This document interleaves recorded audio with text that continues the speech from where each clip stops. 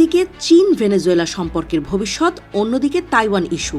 এই দুটি বিষয় সামনে রেখে বেইজিংয়ের পরবর্তী কৌশল কী হতে পারে তা নিয়ে নতুন আলোচনার জন্ম দিয়েছে ভেনেজুয়েলায় যুক্তরাষ্ট্রের সামরিক অভিযান। তাইওয়ান ইস্যুতে চীন বারবারই স্পর্শকাতর। সম্প্রতি তাইওয়ানের ডেমোক্রেটিক প্রগ্রেসিভ পার্টি ডিপিপি এর গুটিকতক সদস্য দুই তীরের জনগণের সম্পর্ক বিধি সংশোধনের প্রস্তাব দেন। প্রস্তাবে তাইওয়ান ও গণপ্রজাতন্ত্রী চীনকে আলাদা সত্তা হিসেবে উপস্থাপন করা এবং মূলধারায় থাকা জাতীয় ঐক্য সাধনের আগে শব্দগুচ্ছ মুছে ফেলার কথা আছে। এই বিষয়ে চীনের রাষ্ট্রীয় পরিষদের তাইওয়ান বিষয়ক কার্যালয়ের মুখপাত্র চেন পিনহুয়া বলেন, আমরা সংশ্লিষ্ট ঘটনার উপর গভীর নজর রাখছি। এ ধরনের প্রস্তাব তাইওয়ান সমাজের মূলধারার জনমত ও তাইওয়ানের জনগণের নিরাপত্তা ও কল্যাণকে উপেক্ষা করে এবং প্রকাশ্যভাবে তাইওয়ান যে চীনের অবিচ্ছেদ্য অংশ, এই ঐতিহাসিক ও আইনগত বাস্তবতাকে চ্যালেঞ্জ করছে। ভেনেজুয়েলার প্রেসিডেন্ট নিকোলা মাদুরোকে যুক্তরাষ্ট্রের আটকের ঘটনায় চীন প্রকাশ্যে ক্ষোভ জানালেও বেইজিংয়ের বাস্তববাদী নীতি নির্ধারকেরা ঘটনাটিকে শুধু ক্ষতি হিসেবেই দেখছেন না, বরং 4টি গুরুত্বপূর্ণ প্রশ্নের উত্তরের মধ্য দিয়েই চীন তার পরবর্তী অবস্থান নির্ধারণ করতে চাইছে, এমনটাই মনে করছেন বিশ্লেষকেরা।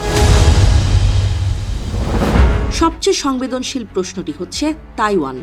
চীন সরাসরি ভেনেজুয়েলার ঘটনার সঙ্গে তাইওয়ানকে যুক্ত না করলেও বেইজিংয়ের দৃষ্টিতে এটি একটি গুরুত্বপূর্ণ নজির। চীন তাইওয়ানকে কোনো সার্বভৌম রাষ্ট্র হিসেবে স্বীকৃতি দেয় না এবং তাইওয়ান পুনর্দখলকে অভ্যন্তরীণ বিষয় বলেই বিবেচনা করে। সেই অর্থে যুক্তরাষ্ট্রের এই অভিযান চীনের ভবিষ্যৎ পদক্ষেপকে রাজনৈতিকভাবে কিছুটা সহজ করে দিতে পারে। এর পরের গুরুত্বপূর্ণ প্রশ্নটি সামরিক। যুক্তরাষ্ট্র কিভাবে ভেনেজুয়েলার বিমান প্রতিরক্ষা ব্যবস্থা নিষ্ক্রিয় করে, কারাকাসে বিদ্যুৎ সংযোগ বিচ্ছিন্ন করে এবং অত্যন্ত নিখুঁতভাবে একটি ডিক্যাপিটেশন স্ট্রাইক পরিচালনা করল তা গভীরভাবে বিশ্লেষণ করছে চীনের সামরিক নেতৃত্ব। যদিও ভেনেজুয়েলার প্রতিরক্ষা ব্যবস্থা দীর্ঘদিন ধরেই দুর্বল ছিল, তারপরও এই অভিযান চীনের পিপলস লিবারেশন আর্মির জন্য একটি বাস্তব উদাহরণ হয়ে গেছে। বিশেষ করে তাইওয়ান ইস্যুতে চীনের সম্ভাব্য সামরিক অভিযানের পরিকল্পনায় এই অভিজ্ঞতা গুরুত্বপূর্ণ।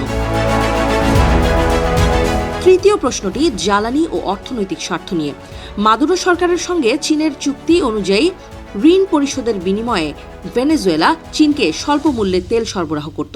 সরকারি হিসেবে ভেনেজুয়েলার দৈনিক রপ্তানি করা তেলের একটি বড় অংশই যেত চীনে।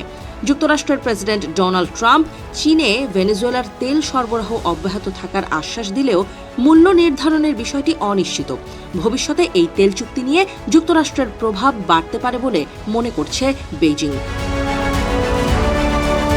সবশেষ প্রশ্নটি আন্তর্জাতিক রাজনীতি ও নৈতিক অবস্থান নিয়ে।